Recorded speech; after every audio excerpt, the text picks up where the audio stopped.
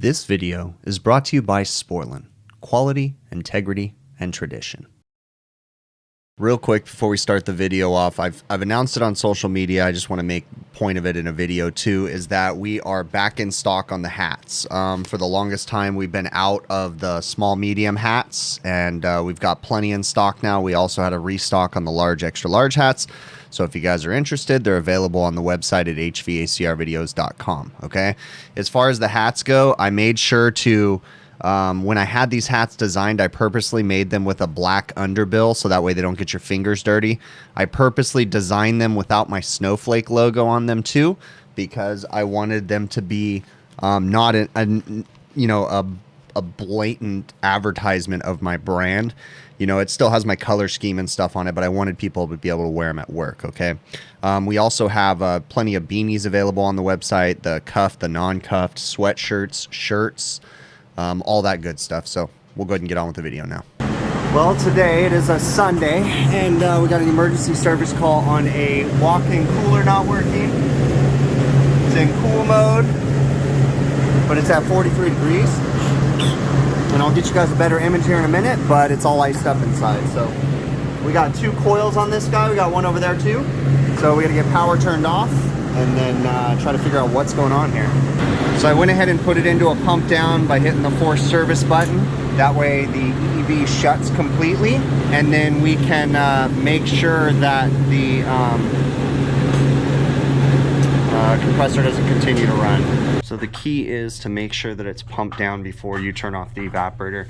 Occasionally the capacitors and stuff won't close the EEV. Supposedly the capacitor helps to close it when it powers down, but I've seen times where it doesn't close the EV and then the condensing unit continues to run. So try to pump it down before.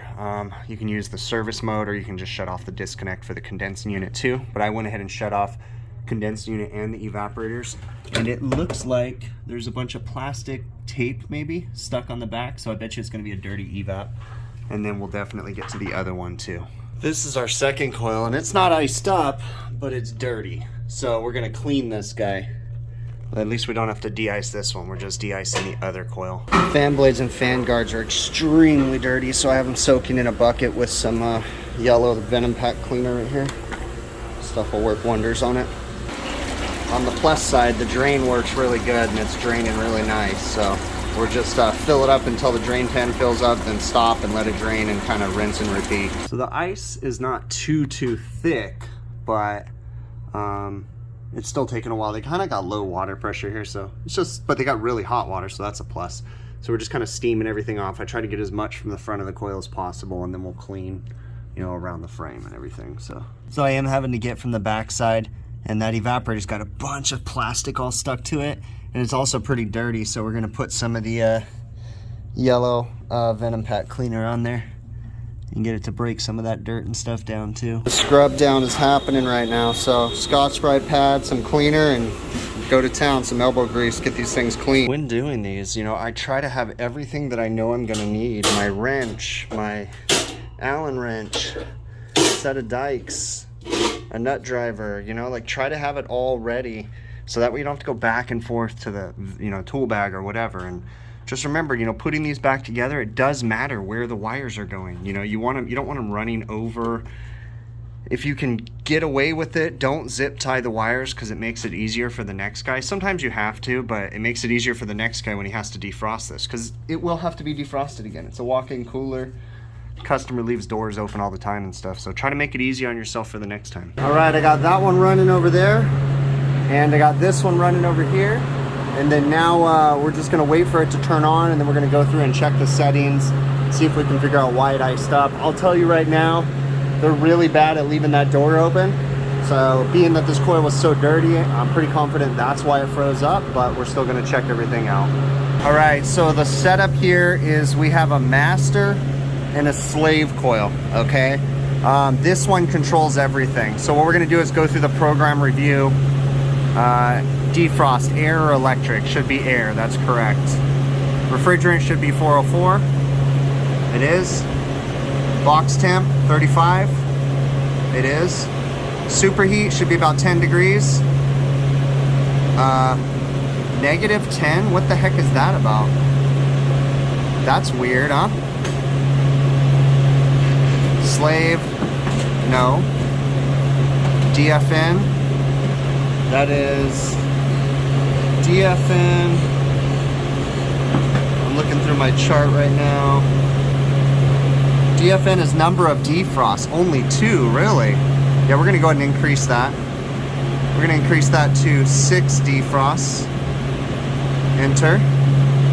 DFF is fail-safe time. We're not gonna go 40 minutes. We're gonna go 20 minutes. Enter. DFT is defrost end temperature. We're gonna move that up to, yeah, 45 is fine. Enter. DFS, that's offsets. We're not worried about any of that other stuff, but that superheat set to -10. Why does it even allow you to do that? That is weird. Superheat. Why would it let you go that low? That didn't make sense. It doesn't even let me go to -10. Why does it? That's random, huh?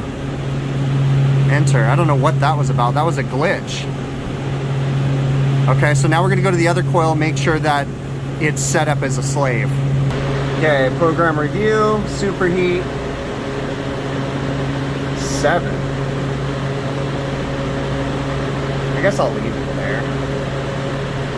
DFT, 45 minutes. Okay, DFT is defrost termination temp. Slave should be yes. Correct, okay, cool. So it only gives you limited settings because it's set up as a slave. So everything else is controlled from the other side. So far so good. We're gonna jump on the roof and make sure we got a clear sight glass. I wanted to make sure that this coil was cooling because I was a little concerned as to why the other one was iced up, but it's clearly cooling because you can see my breath and it's not that cold in here. So I'm gonna go ahead and put a thermometer right there so I can compare it to this guy. Oh yeah, and we're gonna go ahead and jump this guy's superheat down to 7 like the other coil. Enter. You just gotta be careful. I think we'll be okay. With the EEVs, it controls the superheat a lot tighter. You wouldn't want to go 7 on a walk-in cooler on a normal thermostatic expansion valve, typically without an accumulator on the system because it can overshoot. But with EEVs, they can control it a lot better so you can go lower and get a little bit more efficiency out of the coil. Come up onto the roof. The sight glass is running clear. It's kind of hard for you guys to see it. Sure, there's a lot of wind noise there, but yeah, we're looking good. Condenser's clean. Good on that. All right, yeah, we're just gonna let it come down in temp. So I waited for it to come down to temp. It's been running for maybe an hour and the coil's all frosted up really bad. What's going on here? So I went ahead and probed up. I'm waiting for it. I put it into a defrost, so I'm waiting for it to defrost, and then we're gonna check the suction line temperature and compare all the numbers to what the board is actually reading. All right, so it defrosted and I turned it back on. I verified that all my sensors are working. I verified that transducer's working. Everything's accurate compared to the field piece stuff, temperatures and everything. But look at my TD. 29 degrees supply dry bulb with a 12 degree saturation. That's an extremely high TD and it's already frosting up. And also that's the other thing too, the coil is 100% clear. I checked it with a flashlight, you can see right through it. It's almost like there's a restriction in here because we're maintaining superheat too. Let's go back. Superheat, well, superheat's low at the moment. Let's go to monitor. Superheat, 4 degrees, and it's climbing. So superheat's fine. ESP is the steps, 227 steps. SCT is suction temperature. I'm seeing 18 degrees on here, and we're seeing 17 degrees. That's close enough. SST suction saturation temp is 12 degrees, and we're seeing about 12 degrees. SCP is suction pressure. Field piece says 45, this says 46. It's all within reason. But we're frosting up like we've got some sort of a restriction. It's That's interesting. I'd say too that the valve is a little noisier than they normally are. The other thing too, the box temperature is 37 degrees right now. That's what that thermometer says, and that's what field piece says on here.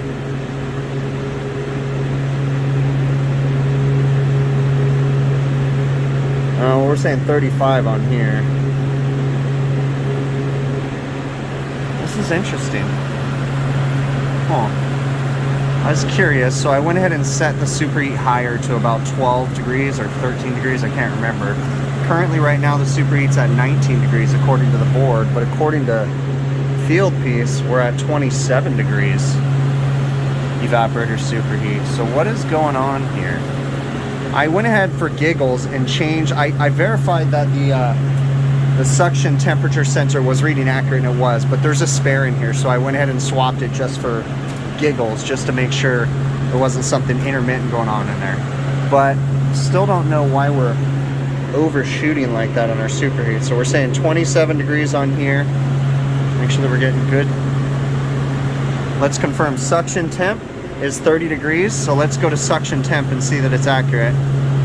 SCT, can't remember what it is. I got the thing right here. SCT. So that says 28 degrees. And this says 30, so it's about 2 degrees discrepancy. This one's getting closer to 30. So the suction temperature is reading accurate. Okay, suction saturation, 7, and we're about 6.77, so that's accurate. What is going on here? So let's get out of there and go to monitor and look at what our superheat's actually at right now. 21 degrees, and now we're saying 20. So no, our superheat's accurate. What is going on here? This thing is being a chore right now. So you can see since I adjusted the superheat higher, the frost is pulling back because the coil's not getting as cold. Huh, this is interesting. So I went ahead and set the box temperature a little bit higher. BOT, I set it for 37 degrees? 38. We're gonna go for 37. 37, enter. Okay, superheat.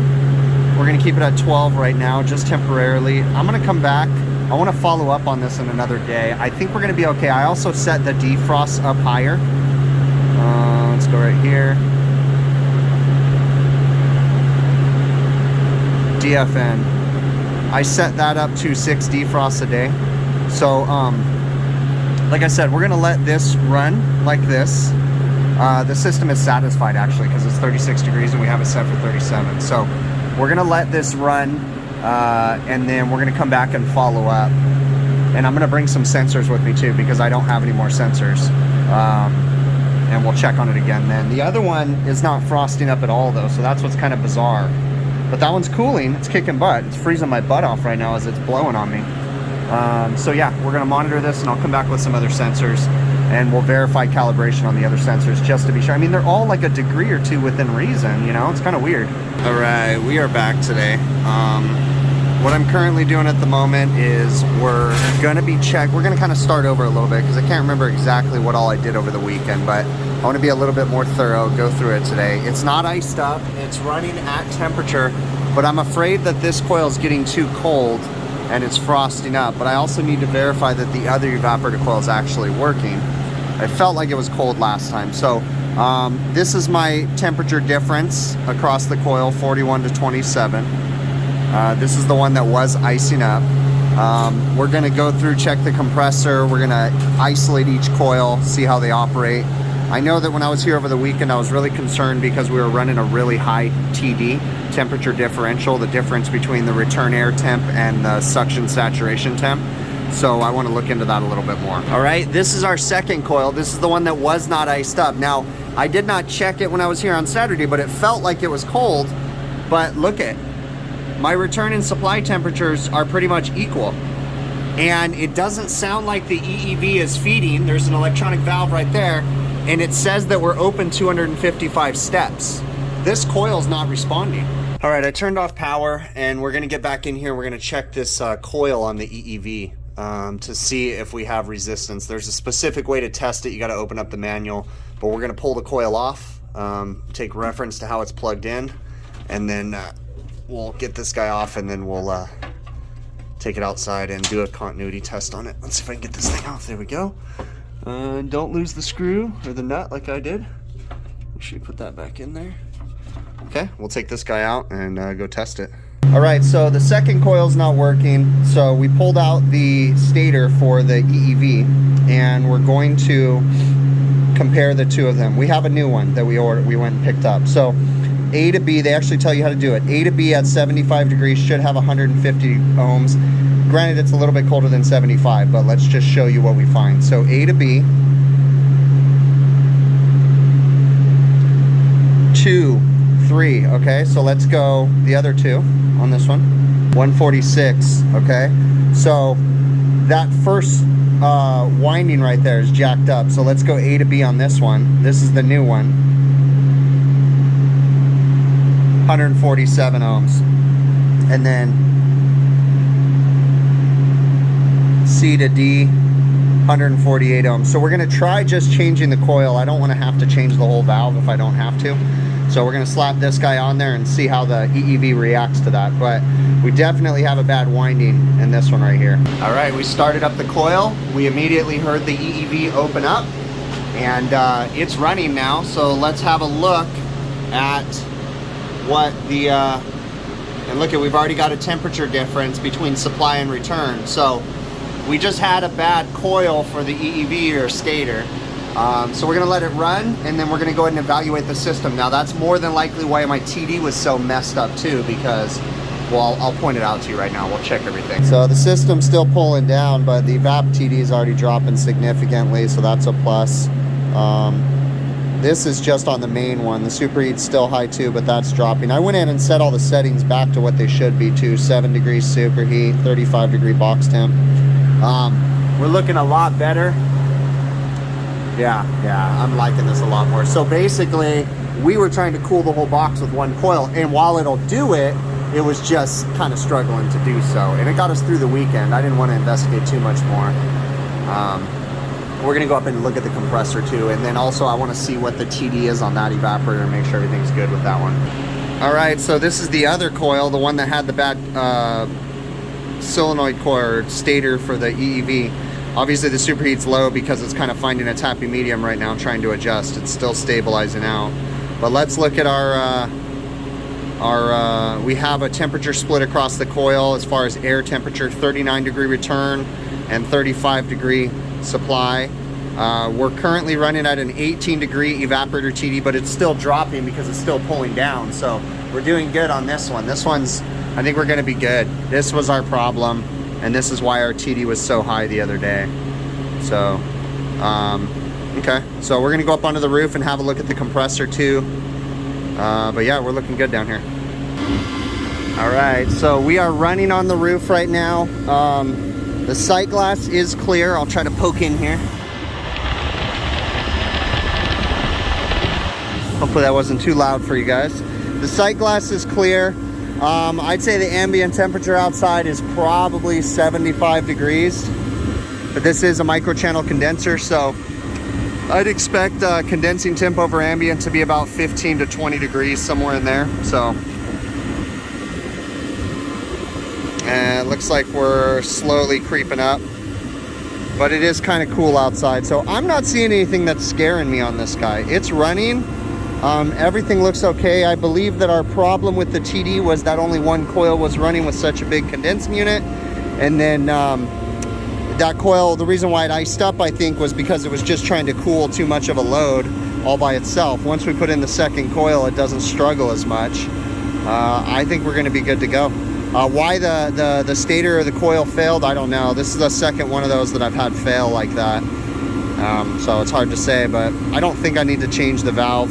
I do have the rest of the valve body because the Heatcraft crap, you buy it as a whole kit, but I'm not going to change it right now. So that's it. We're going to wrap this one up. Tell them to keep an eye on it. We do have some more service calls here we're not going to do today, so when we do come back for the other service calls, that'll give us an opportunity to follow up on it. It was a Sunday service call. I really wasn't in the mood to be spending a bunch of time there, okay? Obviously took some shortcuts, obviously got the system operational. And let's be fair though, I had a good feeling. I knew that the system was going to operate properly. I still felt a little bit unsure about that second evaporator coil. It was interesting though, because it felt like it was blowing cold air. As I was standing on the ladder, man, I was getting hit from the side from the air from that one, but it must have just been recirculating through the box and blowing out. And even still, when I was standing in front of that second coil and you could see my breath, again, it must have just been pulling air from the other side of the box. It's very interesting. But when I actually got my probes on it, when I came back 2 days later, obviously the coil wasn't working. Okay, so the coil or the stator for the EEV, the electronic expansion valve, had failed, and it wasn't allowing the electronic expansion valve to open and close properly. Okay. On another note, I was a little bit intrigued as to why we didn't get an error message, because those evaporators typically have logic built into them, and they'll usually tell you if there's a problem. But I'm kind of curious, when they're set up as a primary, secondary, or master slave coil, if the problems follow or happen, or if they're tracked, essentially, I guess is what I'm trying to say. So it's interesting that I saw that it didn't give a superheat error, which I thought it would have, which I've seen superheat errors on these things before when there's no change in superheat. So I was a little bit intrigued as to why it didn't error out on that. But regardless, we got the evaporators cleaned up. We got the first one de-iced. We got the solenoid coil or the stator replaced for the EEV, and the system was operating properly. Okay. Now, I was talking about the evaporator TD being high. I did make a mistake, and I put some text up there to say that I was referencing that the evaporator TD was really high, but my mind was not following, my lips weren't following what my mind was thinking. So I was looking at the right numbers in the beginning of the video, or in the middle of the video, when I was talking about the TD being high, but I don't know why I said the supply air temperature. The supply air temperature is not what you use for your evaporator TD. You use return air temperature and suction saturation temperature. So anyways, all is good. Customer was happy. We got the equipment operational and working properly. When we size this equipment, something to remember is that in a pinch, as long as you don't have big loads coming into the box and doors being open for crazy amounts of time, in a pinch, you can get by with one of the coils. It just depends on how the equipment was sized. Okay. This particular customer, the equipment is sized because they bring in hot food. They try to cool it off. They kind of use the box as a blast chiller, even though it's not, but they'll bring in carts full of hot food that they just pulled out of the ovens and different things to cool it off inside the walk-in. So we have to size the equipment accordingly. So in a bind, it will survive with only one coil running. You need to be careful about that because, depending on how it was sized, if it wasn't sized appropriately, then one coil could make the whole system go down, if it's just operating off of one coil. But you just kind of need to know how the equipment works. I was very confident when I left that it would be okay until I came back. It was bringing the box down to temperature. I made temporary adjustments because how it was frosting up. I adjusted the set point a little bit higher, that kind of stuff. When I came back out, like I said, we went through and we set everything back up appropriately, got it all dialed in. Everything was working properly and the customer was happy. Okay. So understand that, sometimes when we're going out on an overtime service call, we might be just putting out a fire, just getting them operational. So that way we can come back in when we're not on overtime and thoroughly go through it. But, and another thing too, when I'm working on these calls, the on-site management, typically, depending on who I'm working for, okay, this particular restaurant chain, I actually don't answer to the on-site management. I actually answer to the corporate office, okay? So on-site management is not given in that situation. Again, you guys need to refer to your supervisors, your service managers, whatever. The on-site management has no authority in this situation over me leaving because it's overtime, over me charging overtime, or any of that stuff, okay? Because I have approvals from the corporate office. If a walk-in cooler's down, we go out there. If a walk-in freezer's down, we go out there. It doesn't matter if it's overtime. We spend as much time as we need on the job. Now, in this situation, I felt confident and comfortable leaving the job and coming back and finishing later because it was operational. And I did call to follow up the next morning too, just to make sure everything was still working good, and it was. So but just, you want to understand the procedures and policies, and you want to talk to your management and understand how you should interact with the customers and different things like that, because every single restaurant may change. Now, this particular restaurant chain, I know what I'm allowed to do. If I go to another restaurant chain that I work at, things are totally different. So you have to learn, how each restaurant chain works, what the chain of command is, who you answer to, and that kind of stuff. Okay. So with that being said, I really, really appreciate you guys making it to the end of the video. Please leave me some feedback down in the bottom. Let me know. You guys digging everything? Are these helping you? Do you have criticism? Give it to me. I'm always open. Okay. Just understand, because people do occasionally come through with criticism, and I am totally willing to hear criticism. I'll listen, but I'm not necessarily always going to follow suggestions. Okay. And I will say, and it's not just one person. I've gotten feedback from a few people that they don't like the end of the videos, that the wording is too long. That's not going to change, okay? I appreciate feedback and I appreciate people telling me, but I feel like the end of these videos has a lot of very good information, and I don't care if YouTube analytics tells me that people aren't watching till the end or anything like that.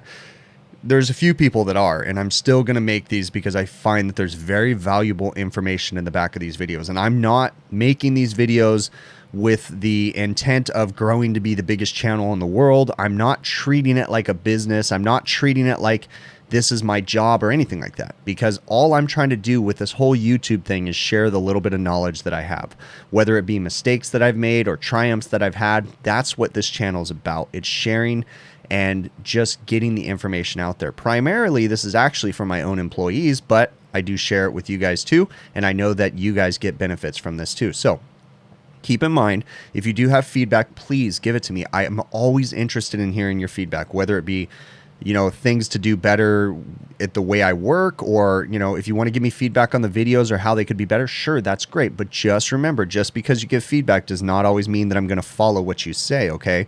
And don't take offense. And I don't take offense when you guys criticize or anything like that. Like, that's how I grow, is from criticism. So please keep it coming. Let me know, okay? Do me a favor, guys. I've been mentioning this a lot lately. We need a lot more kindness in this world right now. And I know I'm nobody, and I know I'm a small little blip in the radar, but if I could get one of you guys just to interact with someone differently during the day, be a little bit more kind, I would feel successful, okay? I would feel good. I feel like, being that I have a platform, I do need to encourage people that, it's crazy out there. The world is crazy right now. And, we don't have control over a lot of it, but in my heart, I know the thing I do have control over is how I interact with people and how I act around people. So I try to be as kind as possible, even if I'm having a bad day, or even if someone else is being a jerk to me. Sometimes they're going through some crazy stuff. It doesn't excuse them for being a jerk, but you know what? I don't necessarily need to reciprocate that nastiness or be a jerk to them in return. Sometimes just bite my tongue, kill them with kindness, kind of a thing. We don't need to instigate things even more so than they already are. I feel like everybody's just on edge lately, and we just need some more kindness. So please just do something nice for someone. It can be anything, guys. Random act of kindness. Buy someone's coffee. When you're in the drive-thru buying lunch, buy the person's lunch behind you. It's the simple things, we give that out and we don't expect anything in return. That makes us a better person. And maybe on the flip side, something better will happen to us too in the future. But you know what? The way that I go about it is I just keep acting like a good person, trying to be as kind as possible to anybody, okay? And understand that sometimes people go through bad days, okay? And again, sometimes they act irrationally when they're having a bad day, but we don't know what's going through their mind. Okay, guys, I really, really appreciate you guys making it to the end, and thank you so very much for tolerating my craziness and my ups and downs and all this stuff. I really, really do appreciate you, and we will catch you guys on the next one, okay?